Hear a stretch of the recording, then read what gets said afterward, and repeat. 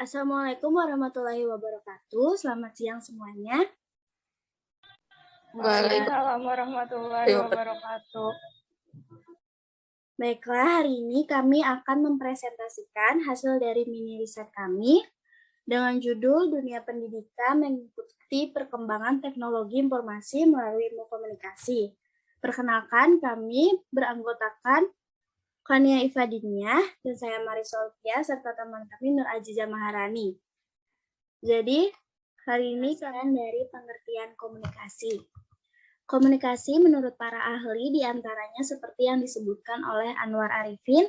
Menurut Anwar Arifin, komunikasi adalah jenis proses sosial yang erat kaitannya dengan aktivitas manusia, serta syarat akan pesan maupun perilaku. Secara singkat, tujuan komunikasi adalah untuk menciptakan kesepemahaman di antara kedua belah pihak. Komunikasi adalah proses penyampaian pesan oleh seorang pengirim pesan atau yang disebut sebagai komunikator kepada penerima pesan atau sasaran yang disebut sebagai komunikan baik secara langsung melalui lisan maupun secara tidak langsung dengan menggunakan media. Dalam komunikasi, pesan yang disampaikan harus mengandung informasi dan tidak selamanya pesan yang disampaikan oleh komunikator dapat langsung dimengerti atau dipahami oleh komunikan. Oleh karena itu, informasi yang disampaikan harus jelas dan mudah dipahami.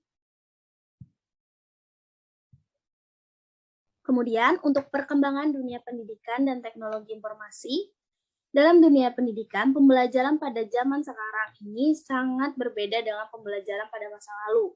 Perkembangan teknologi informasi yang semakin pesat di era globalisasi saat ini tidak bisa dihindari lagi pengaruhnya terhadap dunia pendidikan.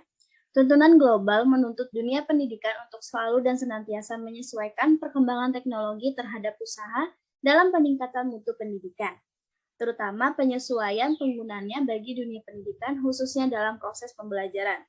Sekolah-sekolah di Indonesia harus menggunakan teknologi dalam kegiatan belajar mengajar, karena sistem konvensional dianggap terlalu membosankan dan tidak sesuai dengan perkembangan peserta didik pada saat ini.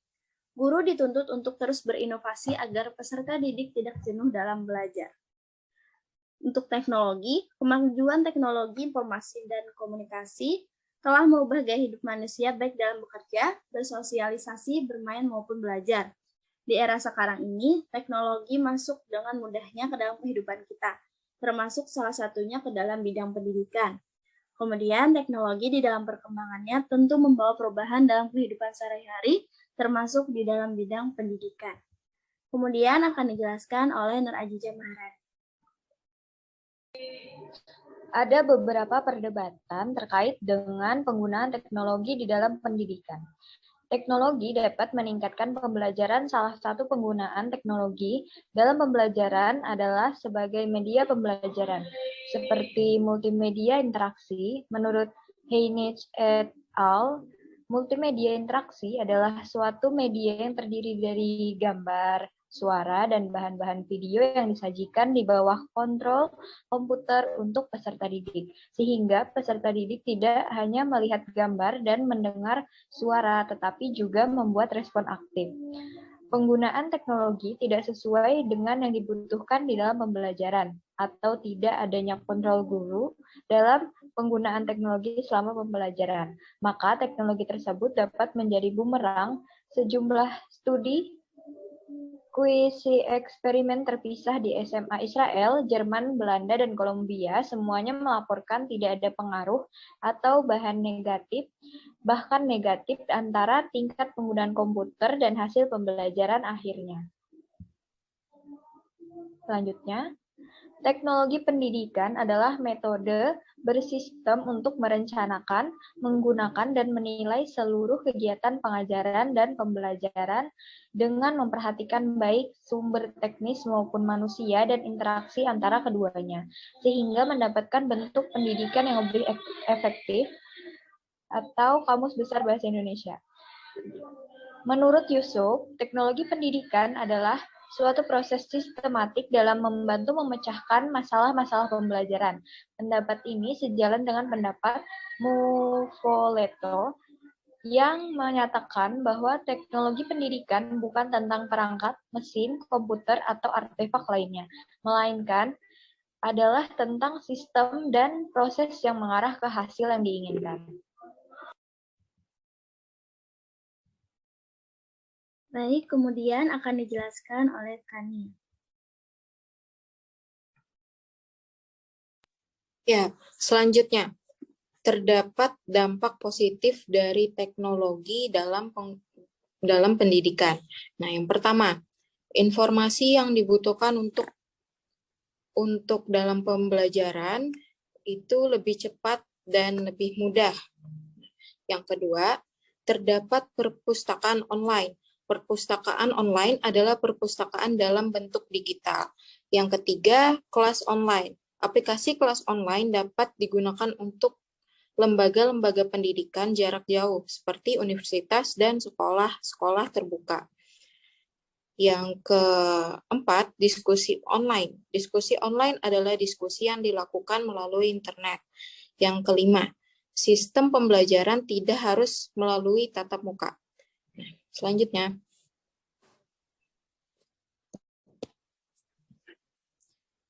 adapun dampak negatif dari penggunaan teknologi informasi dalam dunia pendidikan. Yang pertama, kemajuan TI akan semakin memudahkan pelanggaran hak kekayaan intelektual karena akses mudah ke data yang menyebabkan orang plagiatis akan melakukan kecurangan. Yang kedua, penyalahgunaan pengetahuan bagi orang-orang tertentu untuk melakukan tindak pidana. Yang keempat, ada biaya besar yang terlibat antara siswa miskin dan pendidikan yang bisa berakhir menjadi kerugian. Yang keempat, tes program kerahasiaan semakin terancam seperti tes Raven diferensial uji bakat dapat diakses melalui compact disk. Selanjutnya, kesimpulan. Perkembangan teknologi informasi yang semakin pesat di era globalisasi saat ini tidak bisa dihindari lagi pengaruhnya terhadap dunia pendidikan. Dikatakan teknologi pendidikan adalah suatu sistem yang dimanfaatkan untuk menunjang pembelajaran sehingga tercapai hasil yang diinginkan. Kemajuan teknologi pada saat sekarang ini telah banyak mengubah cara pandang dan gaya hidup masyarakat Indonesia dalam menjalankan aktivitas dan kegiatannya. Perkembangan dunia pendidikan dengan teknologi informasi juga memiliki beberapa dampak positif dan dampak negatif. Oke. Baiklah, itu tadi penjelasan dari kami. Dari teman-teman, apakah ada pertanyaan yang ingin ditanyakan kepada kami? Permisi, saya izin bertanya. Baik. Menurut kalian, apakah kemajuan teknologi sekarang mengubah keseharian masyarakat? Oke, terima kasih Bella untuk pertanyaannya. Akan kami simpan dulu. Setelah itu, apakah ada pertanyaan lagi?